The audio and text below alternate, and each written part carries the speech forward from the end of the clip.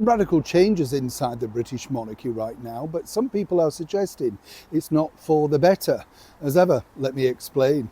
Hi, good to see you. Thank you so much for your time today. I hope you're all keeping well.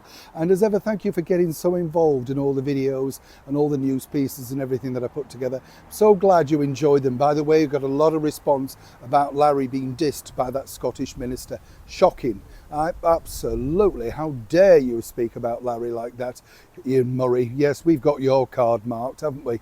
We're gunning, aren't we? How dare you? We love Larry, but thank you for being so supportive.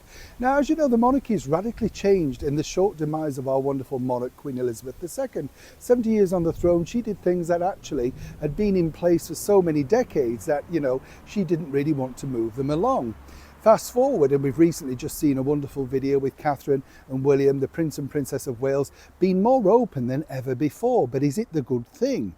Now, here's where it gets really complicated, because according to a very well-placed source, as we saw recently, His Majesty the King Charles, went in for a hug with the rugby team from New Zealand. And, I thought it was a joyous bit of footage, a bit of picture. They were saying, look, you've had a rough time, let's have a hug. That sort of, it's the modern world that we live in.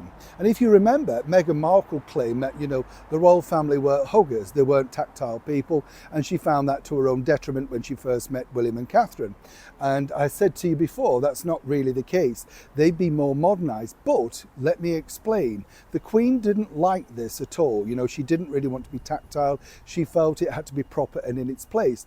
That's her generation, and I admire her for that. That's her prerogative. Even when she went to see people, in hospital and stuff, it was very hard for her to break, as they say, the fourth wall. She didn't feel comfortable with it because she didn't want to let people think that she was either getting emotional or breaking down, because she wanted to be stoic for her subjects. That was the story behind it.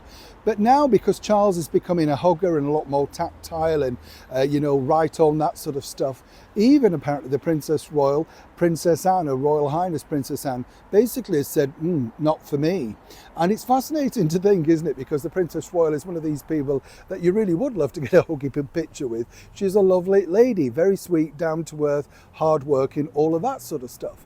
But you see, the Princess Royal cannot stand this sort of iPhone brigade that we all now live in. She said, when you turn up and you do a royal walkabout now, you don't see anybody. All you see are iPhones in your faces. And then, they're just trying to take pictures of you or do selfies. And she thinks, live in the moment. You don't need to do that. There will be pictures of this. Don't worry about it.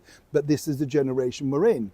According to another source, William and Catherine both believe that this is the way forward. However, their video hasn't been met with 100% approval.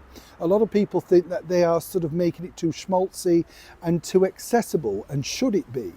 As ever, I'd really love to know what you think to this. I thought the picture with King Charles hugging was wonderful. It just showed a different warm side to, of course, the reigning monarch.